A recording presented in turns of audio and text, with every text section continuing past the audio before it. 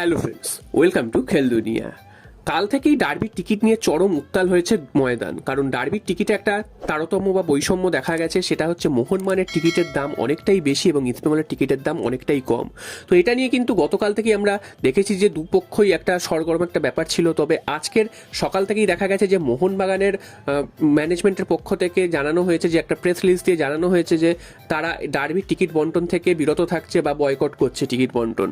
তো এর মানে হচ্ছে মোহনবাগান ক্লাব থেকে যে অফলাইন টিকিট বিক্রি করা হয় সেটা কিন্তু মোহনবাগান ক্লাব করবে না। এছাড়াও মেম্বার্সের জন্য যে টিকিট আলাদা করে তোলা হয় বা ডিসকাউন্টেড প্রাইসে দেওয়া হয় সেই টিকিটগুলো কিন্তু দেওয়া হবে না। তো মোহনবাগান ক্লাব এটাকে বয়কট করছে এবং ইস্টবেঙ্গলের নাম করেই তারা বলেছে যে এই ধরনের বৈষম্য কিন্তু আনা উচিত হয়নি। তো এটা নিয়ে কিন্তু মোহনবাগান প্রথমেই বিজ্ঞপ্তি দিয়ে দিয়েছে। যদিও ডার্বির টিকিটের দাম কিন্তু এখনো কোনো পরিবর্তন হয়নি এবং কবে থেকে টিকিট রিডিম করা যাবে সেটাও কিন্তু এখনো জানা যায়নি। তবে এর মধ্যে আরও একটা নাটক কিন্তু শোনা গেছে, সেটা হচ্ছে ডার্বির টিকিটের যেই বৈষম্য বা পার্থক্য, এটা নিয়ে কিন্তু আদালতের কাছে গেছিল মোহনবাগানের কিছু সদস্য সমর্থক। তারা কিন্তু আদালতে এইটার আর্জি জানিয়েছিল। তো আদালত রায় দিয়েছে কিন্তু মোহনবাগানের পক্ষে, এবং আদালত থেকে যেটা জানানো হয়েছে সেটা হচ্ছে মোহনবাগান যেই দাবিটা করছে যে টিকিটের বৈষম্যটা রাখা উচিত না, সেটা কিন্তু একদম ঠিক। এবং যাতে ইমামি কর্তৃপক্ষ, ইস্টবেঙ্গলের যে মালিক গোষ্ঠী, তারা যাতে এই বিষয়টা ভেবে দেখে এবং তারা যেন টিকিটের দামটা দুপক্ষেরই সমান রাখে। তো এটাই কিন্তু আদালত রায় দিয়েছে। তো আদালতে কিন্তু মোহনবাগানের জয় হয়েছে এবং খুব এর তাৎপর্যপূর্ণ সেটা হচ্ছে দুপুরবেলার পর থেকে কিন্তু কিছুক্ষণের জন্য বুক মাই শোতে টিকিটের কোনো চিহ্ন দেখা যাচ্ছিল না বা টিকিট কাটার অপশন দেখাচ্ছিল না, কিন্তু সেটা আবার ফিরে এসছে সন্ধ্যেবেলায় এবং সেখানে দেখা যাচ্ছে এখনও কিন্তু টিকিটের দাম কিছু চেঞ্জ হয়নি।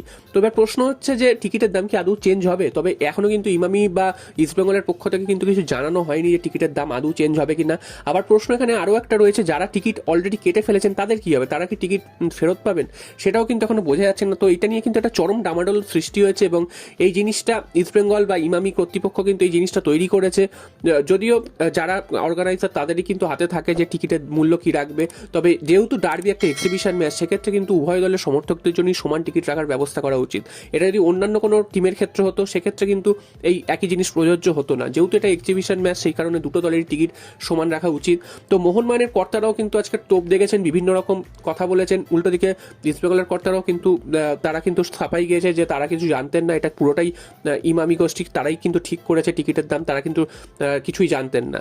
অন্যদিকে মোহনবাগানের কর্মকর্তারা তারা কিছু কিছু জন জানিয়েছেন যে এই জিনিসটা একদমই ভালো না, ভবিষ্যতে মোহনবাগানের যখন পালা আসবে মোহনবাগানও কিন্তু এটা কিন্তু ঠিক সুদে আসলে বুঝে নেবে।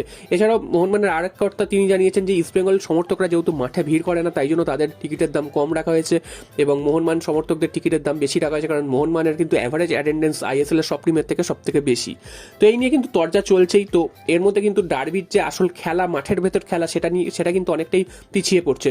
তো তোমাদের জানিয়ে রাখি যে মোহনবাগান কিন্তু অলরেডি ডার্বির প্রস্তুতি নিতে শুরু করে দিয়েছে এবং ইস্টবেঙ্গল গতকাল হেরে গেছে, তারাও কিন্তু ডার্বির প্রস্তুতিতে নেমেছে।